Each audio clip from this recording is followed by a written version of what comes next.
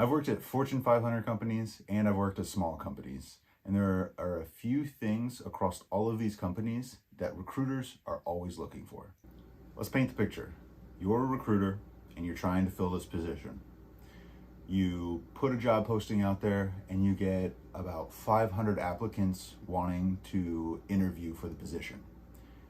You work an 8-hour-a-day job and can't possibly go through 500 applications in a reasonable amount of time. So what do you do instead? You rely on filters, you rely on outsourcing help, and that means some good candidates are going to fall through the cracks. What I highly suggest you do as a developer applying for a position that are going to have a lot of other developers applying for it is make your resume extremely readable. Statistically speaking, you have 7.5 seconds for a recruiter to look at your resume and decide whether you go in the good pile or the dump pile. The easiest way to get into the good pile is to make sure your resume is extremely readable. So, what does a readable resume look like? There are 3 key things to a readable resume.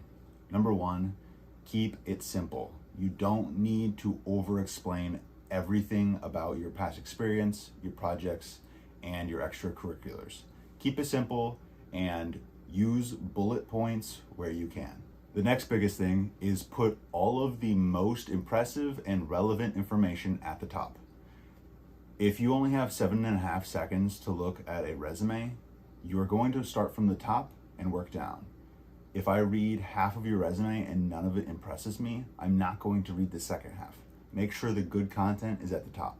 And as a developer, when you put your projects and your experience on your resume, you need to make sure that your descriptions are super clear. Another important factor is to use metrics in order to show your performance.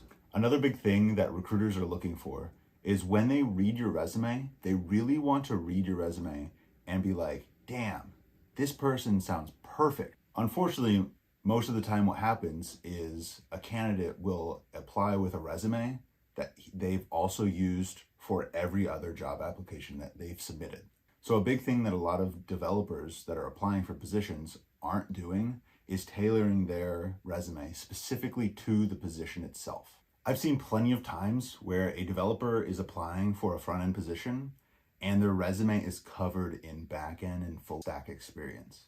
Not that it's not applicable, but the resume that they wrote is clearly built for a all-encompassing resume so that they don't need to produce multiple variations.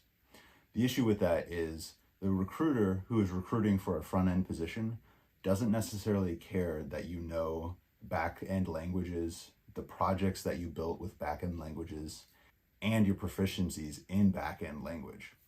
They care more about your skills and proficiencies in front-end languages and front-end development.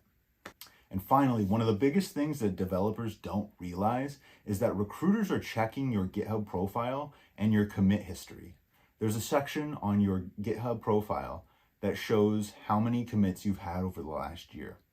And if that is blank, they're going to be concerned. This doesn't necessarily say if you're a good developer or not, but what this tells a recruiter is that either you've never used GitHub, and that's something that they're going to have to teach you, or you don't code in your free time, which to them could be a good or a bad thing. Recruiters are typically looking for the type of people who are always pushing themselves and always wanting to learn, which typically means building side projects. So in the coming months to applying for a position, make sure you are using GitHub and committing so that you can build up that history so the recruiter can look at that and say, this guy might be it. So if you follow all of these guidelines, a recruiter is going to look at your resume and be very impressed. I guarantee you'll get some phone calls back.